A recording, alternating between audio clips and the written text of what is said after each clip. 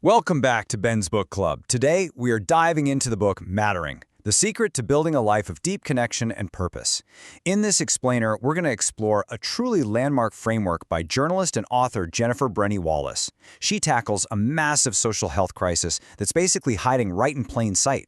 We're going to unpack exactly why so many of us, despite being incredibly busy and outwardly successful, still feel so adrift. And more importantly, we're going to give you the blueprint to fix it, using insights directly from her research. So think about this for a second. When was the last time you felt totally invisible? Maybe it was in a crowded room, maybe at a job you supposedly love, or, even in your own home. It's the great modern paradox. We are more plugged in, hyper-connected, and achievement-oriented than literally any generation in human history, right? Yet we are facing this unprecedented epidemic of burnout, emotional exhaustion, and just deep loneliness. We're checking all the boxes of success, but still feeling completely unseen.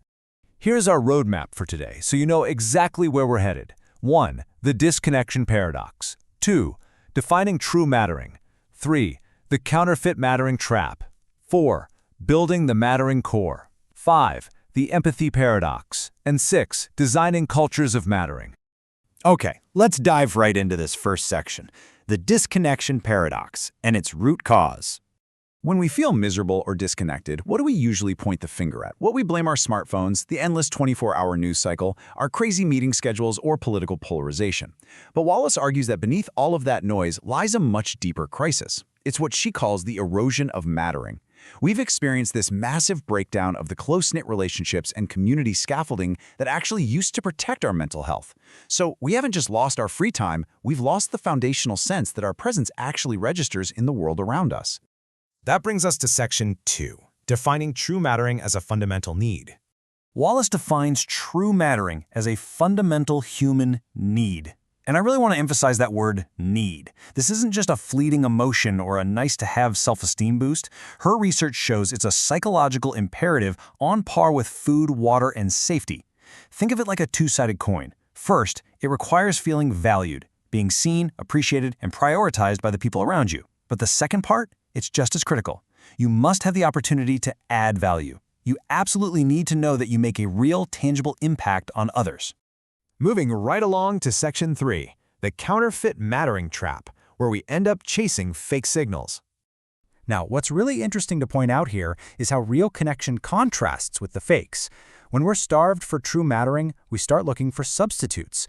We end up chasing attention instead of connection, right? Hunting for social media likes or followers. We chase prestige over true purpose. Basically, we commodify our human worth based entirely on our achievements, our job titles, or our bank accounts. But here's the catch. These counterfeit metrics never actually fill the void. They just leave us running on a treadmill, exhausted, and feeling even more invisible than before. So how do we fix it?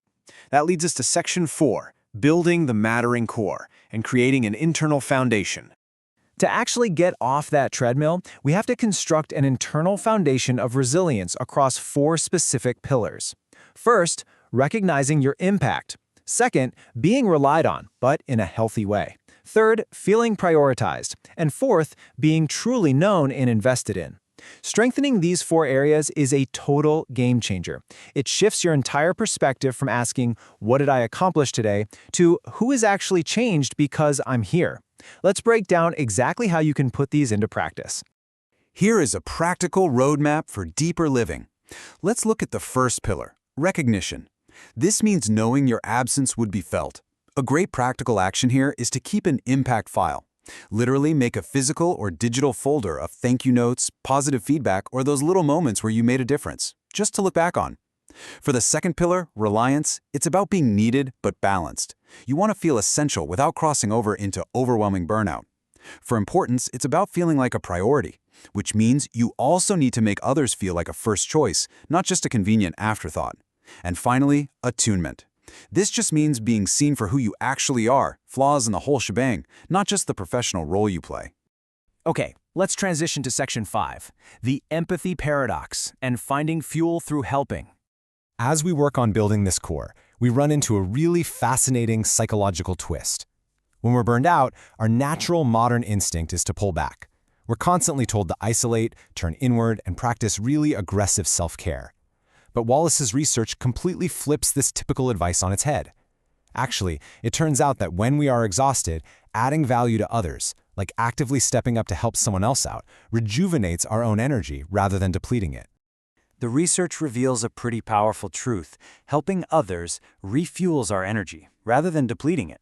Take this incredible story from the book about a fire chief. He was leading a team that was suffering from deep emotional exhaustion. I mean, they were completely burned out, but he didn't cure them by just giving them more time off to sit alone. Instead, he cured their exhaustion by reconnecting them directly to the life-saving impact of their daily tasks. He reminded them of the specific people whose lives they had changed. By focusing on how much they mattered to their community, their energy and resilience bounced right back. Giving them purpose literally cured the burnout. Which brings us to our final part, Section 6, Designing Cultures of Mattering and Scaling this Framework. Here are 3 ways to design cultures of mattering in your own life right now. First, at work, bring micro-recognition into your meetings. Don't just praise the final sales metric. Highlight how an individual's unique personality or presence actually changed the outcome of a project. Make them feel seen as a human. Second, at home, build intentional rituals where your loved ones feel explicitly prioritized and deeply known. Put the phones away and truly attune to them. And third, practice what Wallace calls the invisible sign exercise.